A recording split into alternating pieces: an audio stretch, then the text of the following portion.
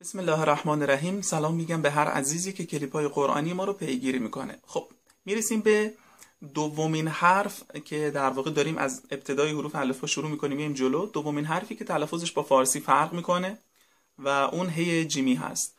ببینید به زبان خیلی ساده بگم، هی جیمی مثل کسی که میخواد توی زمستون دستاشو گرم بکنه. دیدید؟ ما خیلی کم پیش میاد که اینجوری دستمون رو گرم بکنیم، یعنی همون نفسمون. چون اگر کسی بخواد اینجوری دستشو گرم بکنه خیلی نفسش سریع تموم میشه و گرمیش هم کمتره. اما شما چه کار میکنید؟ تو حلقتون خب میاد یه گرفتگی ایجاد میکنید، مثل اینکه دستتون رو گذاشته باشید جلوی شیلنگ. خب یه گرفتگی تو حلقتون ایجاد میکنید، هوا پرفشارتر خارج میشه، بعد گرمتر هم میشه و تلفظ هی جیمی در واقع همینه. هی جیمی در واقع یه حرف نسبتا خشن محسوب میشه، یه گرفتگی در واقع در حلق ایجاد میشه که این حرف تلفظ میشه.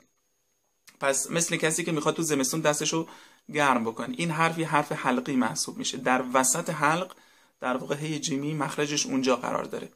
مثل کلماتی مثل الحمد، الرحمن، الرحیم، مثل کلمه دحورا، بمزحزحه. این کلمات سختند، یعنی دو تا کلمه که خیلی سختند در تلفظ هی جیمی. اگر شما این دوتا رو یاد بگیرید دیگه قطعا هی جیمی رو بلدید.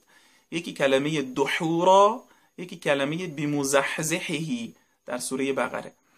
این دوتا رو تمرین بکنید انشاءالله که خیلی سریع یادش میگیرید.